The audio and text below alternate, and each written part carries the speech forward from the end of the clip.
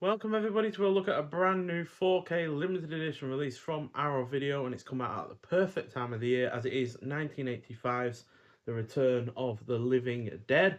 So this is directed by Dan O'Bannon, who we've already talked about earlier this month with The Resurrected, which also got a 4K release from Vinegar Syndrome. Really rather enjoyed that film, but unfortunately did not enjoy it quite as much as this practically a masterpiece of a film. So this is a comedy horror clocking in at 90 minutes long. Stars had a budget of $3 to $4 million, although it looks a lot more expensive than that. But at the American box office return about 14.2 million, so definitely a success, which is no doubt why it had at least 4 sequels. So yeah, it stars Clu Gulager, who is also in The Lights of the Hidden, which is another fantastic 80s horror film, as well as the 1964 version of The Killers and From a Whisper to a Scream. It also stars James Karen, who is in Poltergeist, another fantastic horror film from the 80s, as well as Mulholland Drive and the 1986 version of Invaders from Mars. Also stars in a supporting role John Philibin, who is in Point Break, as he's a professional surfer, so he worked on that film because it is obviously a surfing film. And in a supporting role, you got likes of Linnea Quigley, who was in low budget crap like Graduation Day and Silent Night, Deadly Night, which I'm not a particular fan of, but she's definitely pretty good in this. So, yeah, when Foreman Frank shows new employee Freddie a secret military experiment in a supply warehouse in Louisville, Kentucky, the two klutzes accidentally release a gas that reanimates corpses into flesh-eating zombies. As the epidemic spreads throughout the town and the creatures satisfy their hunger in gory and outlandish ways, Frank and Freddy fight to survive with the help of their boss and a mysterious mortician. So, this is a practically perfect mix of the comedy and horror genres that puts most other films in each genre to shame, let alone ones that try and mix the two, and especially from those from the same decade. With plenty of funny moments, a good cast, superb practical effects, either in terms of the showing of the zombies or the actual violence or anything like that. It's all really well done. It's got solid pacing, a cracking score soundtrack, easily one of my favourite scores to a horror film from the 80s, and the soundtrack is pretty great as well.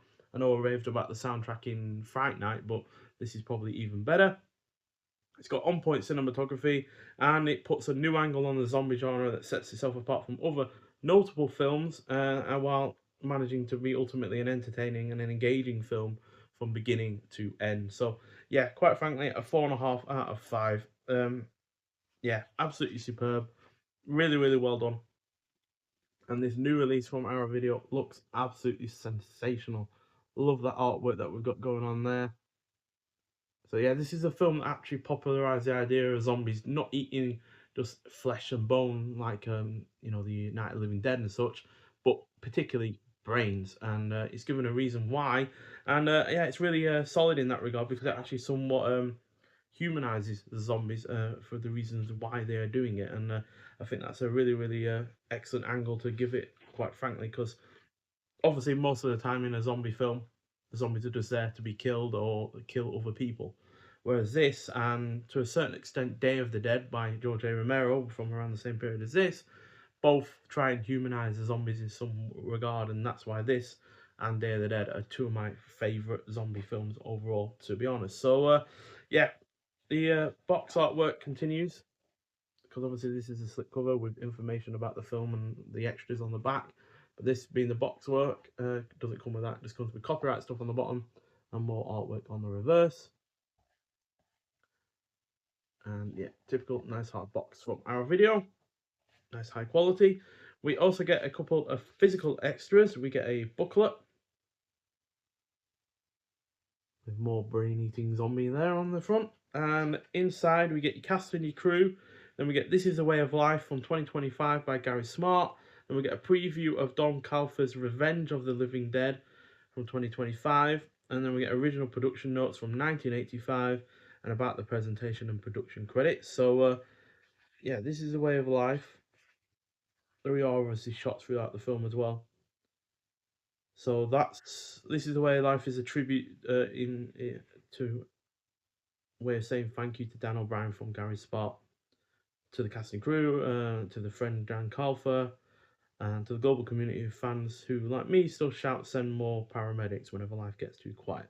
It's cool. We've also got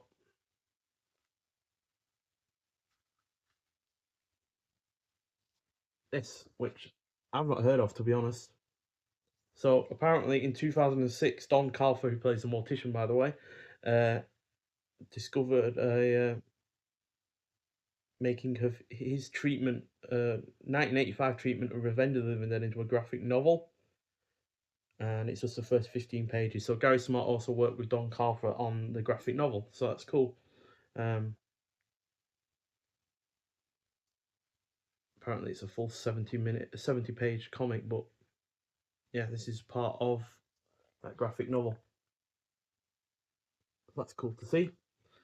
And yeah, we've also got about the presentation in the reverse. So, Return of the Living Dead is presented in its original aspect ratio 185 to 1, with original mono and remixed 5.1 audio.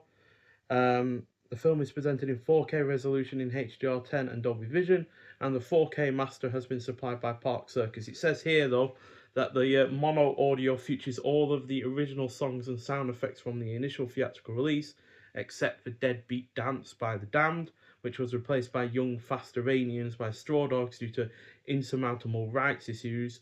Although efforts were made in order to feature the Damned song in some form on this release, they were ultimately unsuccessful.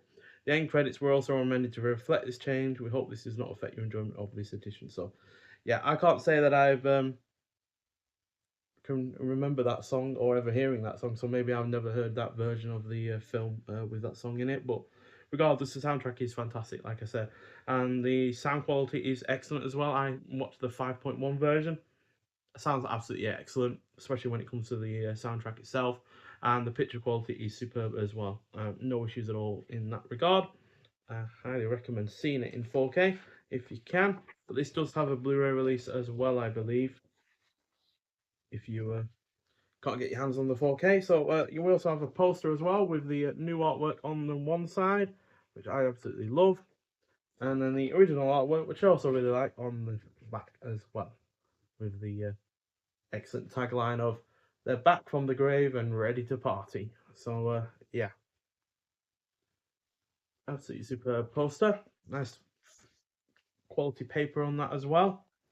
And yeah, we have the discs as well. So we have the 4K disc at the front, and then we have the Blu-ray special features on the back, because this has a pretty sizable documentary on it. So that's why it's got a disc of its own. So yeah, we also have the reversible sleeve artwork as well. I swapped it around to have the original artwork because I don't see the point of having the same new artwork on the case and on the hard box as well.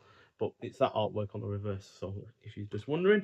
So in terms of on-disc extras, so yeah, 4K restoration from the original negative, 4K 2160p Ultra HD Blu-ray, presentation in Dolby Vision HDR10 compatible, original lossless mono audio plus DTS HD MA 5.1 surround audio, optional English subtitles for the deaf and hard of hearing, audio commentary by writer-director Dan O'Bannon and production designer William Stout.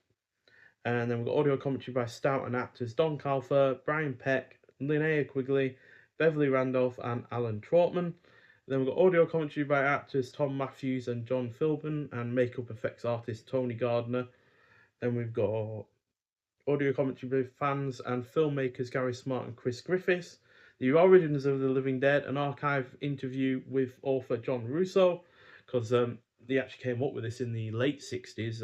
Russo retained the rights to um, make another one of these kind of films, I believe, whereas George A. Romero retained the rights to do more sequels to Night of the Living Dead. So, yeah, they worked together both on that original film.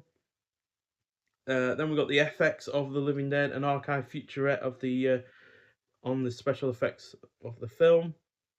Then we've got Party Time, the music of Return of the Living Dead, a featurette on the film's soundtrack. Horror's Hallowed Grounds, an archive tour of the locations by Sean Clark.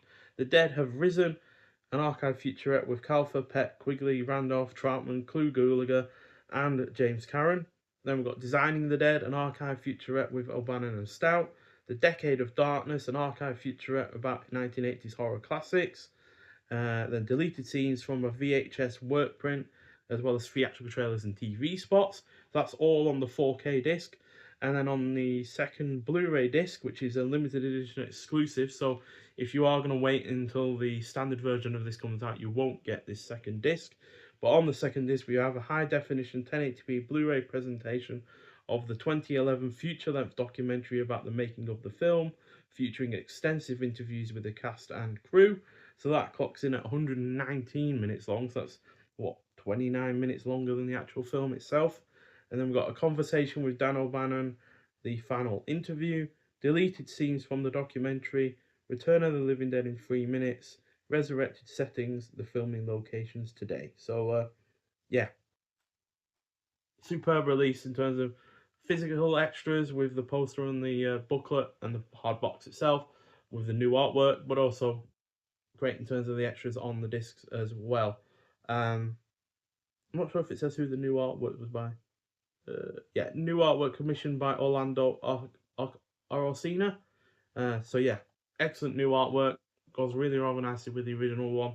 And yeah, love the poster, and the film itself, like I said, is absolutely superb. So yeah, if you've not seen it, then get out there and see it. It is an all-time classic as far as I'm concerned. One of the best of its type, and yeah, it's really great to finally have it in a ultimate limited edition version. So yeah, but if you have seen it, I'd like to hear your thoughts on it. But nonetheless, thank you for watching, and I'll see you in the next one. Bye.